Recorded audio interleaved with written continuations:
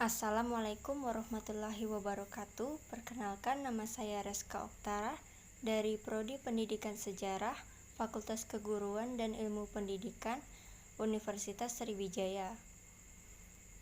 Dalam mata kuliah Media dan Sumber Belajar Sejarah dengan dosen pengampu Dr. L.R. Retno Susanti M.Hum dan Muhammad Reza Pahlevi MPD. Di sini saya akan menjelaskan hakikat dan ruang lingkup ilmu sejarah. Nah, sejarah merupakan ilmu yang mempelajari mengenai kejadian yang terjadi di masa lampau. Sejarah adalah suatu ilmu pengetahuan yang disusun atas hasil penyelidikan beberapa peristiwa yang dapat dibuktikan dengan bahan kenyataan. Sejarah didefinisikan sebagai catatan tentang masyarakat umum manusia atau peradaban manusia yang terjadi pada watak atau sifat masyarakat itu. Sejarah juga merupakan ilmu yang menyelidiki perkembangan-perkembangan mengenai peristiwa dan kejadian di masa lampau. Sejarah merupakan kejadian dan peristiwa yang berhubungan dengan manusia, yang menyangkut perubahan nyata di dalam kehidupan manusia. Sejarah juga merupakan cerita yang tersusun secara sistematis atau teratur dan rapi. Nah, melalui belajar sejarah ini diharapkan manusia menyadari bahwa segala sesuatu itu tidak instan, semua mengalami proses sehingga masa depan lebih baik. Yang selanjutnya yaitu apa sih pengertian sejarah menurut para ahli? Nah, yang pertama itu menurut Roislan Abdul Ghani. Ia mengemukakan bahwa sejarah ialah ilmu yang meneliti dan menyelidiki secara sistematis keseluruhan perkembangan masyarakat serta kemanusiaan di masa lampau beserta kejadian-kejadiannya, dengan maksud untuk menilai secara kritis seluruh hasil penelitiannya untuk dijadikan bendaharaan atau pedoman bagi penilaian dan penentuan keadaan masa sekarang serta arah progres masa depan. Yang selanjutnya menurut Ibnu Khaldun. Ia mendefinisikan sejarah sebagai catatan tentang masyarakat umat manusia atau peradaban dunia, tentang perubahan-perubahan yang terjadi pada watak masyarakat itu. Selanjutnya menurut Sartono Kartodirjo. Menurutnya sejarah mempunyai dua pengertian, yakni arti subjektif dan arti objektif. Dalam pengertian subjektif, sejarah adalah suatu konstruksi atau bangunan yang dibuat oleh penulis untuk menjelaskan sejarah berdasarkan sudut pandang dia melalui sumber-sumber yang dia dapat sebagai uraian maupun tulisan. Sedangkan sejarah dalam pengertian objektif adalah sejarah berdasarkan kejadian yang sebenarnya atau aktualisasinya, tanpa ada campur tangan dari subjektivitas. Selanjutnya menurut Thomas Carlyle. Ia memberikan definisi sejarah adalah peristiwa masa lampau yang mempelajari biografi orang-orang terkenal. Mereka adalah penyelamat pada zamannya. Mereka merupakan orang-orang besar yang pernah dicatat sebagai peletak dasar sejarah. Dan yang terakhir menurut Mohyamin. Memberikan definisi sejarah ialah suatu ilmu pengetahuan yang disusun atas hasil penyelidikan beberapa peristiwa yang dapat dibuktikan dengan kenyataan.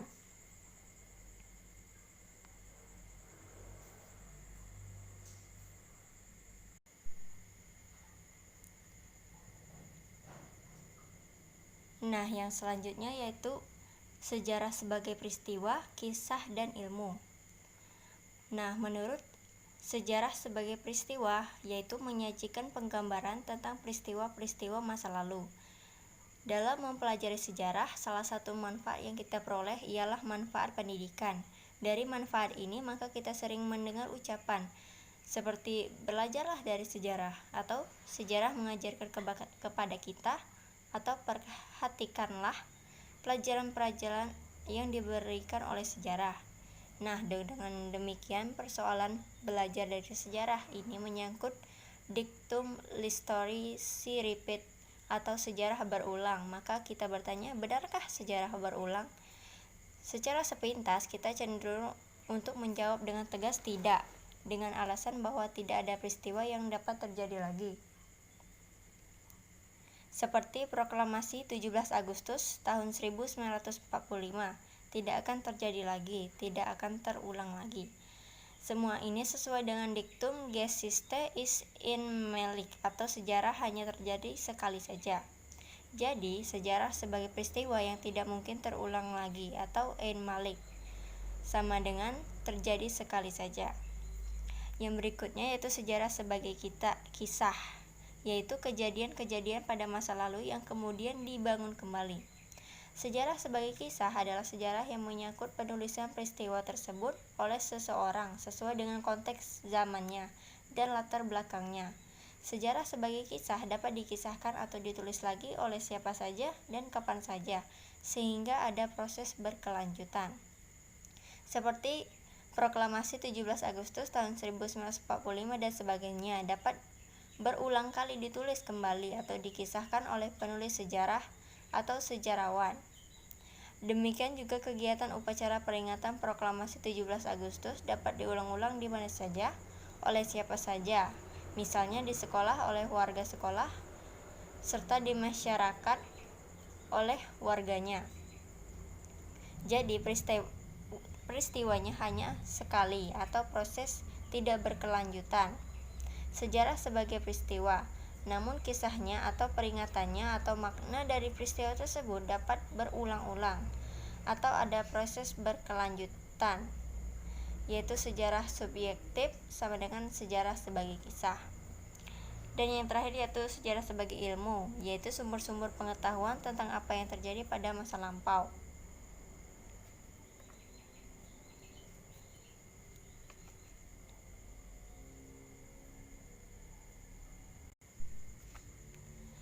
Sejarah juga termasuk ilmu tersendiri karena memiliki persyaratan sebagai ilmu, yakni yang pertama memiliki tujuan. Ilmu memiliki tujuan sendiri untuk membedakan dengan ilmu lain. Artinya dengan memiliki tujuan, sesuatu ilmu akan dibatasi oleh objek material atau sasaran yang jelas. Sementara itu, objek kajian sejarah adalah kehidupan manusia masa lampau, yang selanjutnya dapat dikaitkan dengan kehidupan masa sekarang dan masa yang akan datang, sebagai kontinuitas kehidupan. Sejarah memiliki ruang lingkup yang jelas, yakni apa yang dipikirkan, dilakukan, dan dirasakan oleh manusia. Yang kedua yaitu memiliki metode. Sejarah memiliki metode tersendiri dalam kerangka penelitiannya, yakni metode sejarah meliputi pengumpulan, mengadakan penelitian sumber atau kritik, penafsiran data, dan penyajian dalam bentuk cerita sejarah atau historiografi. Yang ketiga yaitu pemikiran yang rasional. Sejarah menyajikan dalam bentuk sejarah diusahakan sejauh mungkin mendekati seperti peristiwanya. Hal ini dapat dilakukan dengan analisis data secara ilmiah dengan menggunakan rasio. Yang terakhir yaitu penyusunan yang sistematis. Penyusunan secara sistematis pengetahuan sejarah mulai dari langkah yang pertama yaitu pengumpulan sumber sampai dengan yang terakhir yaitu penulisan sejarah sebagai kisah. Selanjutnya yaitu periodisasi dan kronologi. Dalam periodisasi diadakan serialisasi rangkaian babakan menurut urutan zaman. Sejarah dibagi-bagi menjadi zaman dengan ciri-cirinya masing-masing. Periodisasi sangat penting dalam historiografi karena merupakan batang tubuh cerita sejarah. Periodisasi mengungkapkan ikhtisar sejarah dan di dalamnya harus dapat dikenali jiwa atau semangat setiap zaman, masing-masing pola dan struktur urutan kejadian atau peristiwa-peristiwa. Periodisasi atau pembabakan waktu adalah salah satu proses strukturisasi waktu dalam sejarah dengan pembagian atas beberapa zaman. Zaman atau periode. Peristiwa-peristiwa masa lampau yang begitu banyak dibagi-bagi dan dikelompokkan menurut sifat, unit atau bentuk sehingga membentuk satu kesatuan waktu tertentu. Periodisasi atau pembagian babakan waktu merupakan inti cerita sejarah. Yang kedua yaitu kronologi. Ilmu sejarah meneliti dan mengkaji peristiwa kehidupan manusia masa lampau, jadi menyangkut konsep waktu. Nah, kronologi ini bisa diartikan yaitu ilmu yang mempelajari waktu atau sebuah kejadian pada waktu tertentu. Adapun konsep waktu dalam sejarah berdimensi 3, yakni masa lalu, masa sekarang, dan masa yang akan datang, atau the past, the present, and the future. Itulah pemenggalan waktu atas dasar kesadaran manusia. Jika batas-batas waktu dalam 3 dimensi dahulu, sekarang, dan yang akan datang dihilangkan, maka sang waktu benar-benar tidak terpangkal dan tidak berujung. Begitulah penentuan waktu, sangat penting sekali sebagai batas tinjauan kerangka gerak sejarah. Dalam ilmu sejarah, dimensi waktu merupakan unsur yang sangat penting.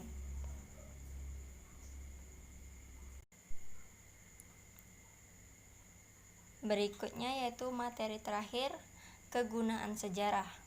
Apa sih kegunaan kita mempelajari sejarah? Mempelajari sejarah sangatlah penting, seperti bisa memberikan kita kesadaran waktu, kehidupan dengan segala perubahan dari waktu ke waktu. Kesadaran waktu yang dimaksud ialah kehidupan dengan segala perubahan, pertumbuhan, dan perkembangannya terus berjalan melewati waktu. Kesadaran itu dikenal juga sebagai kesadaran akan adanya gerak sejarah. Kesadaran tersebut memandang peristiwa-peristiwa sejarah sebagai sesuatu yang terus bergerak dari masa silam, bermuara ke masa kini, dan berlanjut ke masa depan. Selanjutnya, memberi pelajaran. Maksudnya, dengan mempelajari sejarah, kita bisa mengambil sisi positif dan negatif untuk masa yang akan datang. Sejarah memberikan pelajaran. Nah, sering kan kita mendengar ucapan yaitu belajarlah dari sejarah. Nah, dengan mempelajari sejarah seseorang atau suatu bangsa, kita akan bercermin dan menilai peristiwa-peristiwa masa lampau yang merupakan keberhasilan atau prestasi dan peristiwa-peristiwa masa lampau yang merupakan kegagalan. Peristiwa-peristiwa sejarah pada masa lampau, baik yang positif maupun negatif, dijadikan hikmah untuk nilai-nilai positif, yakni keberhasilan kita pertahankan dan kita tingkatkan. Sebaliknya juga untuk nilai-nilai negatif, kesalahan-kesalahan masa silam tidak terulang lagi. Dengan ini jelas bahwa sejarah memberikan pelajaran yang dapat memberikan kearifan dan kebijaksanaan bagi yang mempelajarinya. Dan yang terakhir yaitu sumber inspirasi. Maksudnya memberikan ilham atau semangat yang berkaitan dengan pelajaran sejarah.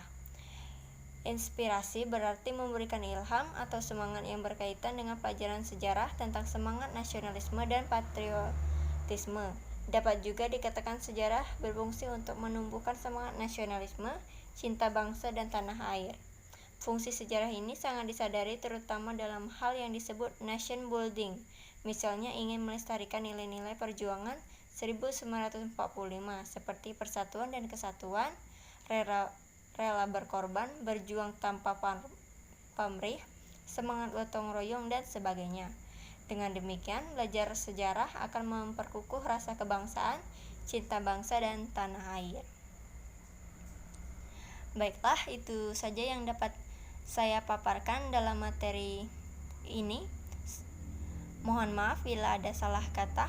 Kepada Allah saya mohon ampun. Wassalamualaikum warahmatullahi wabarakatuh. Terima kasih.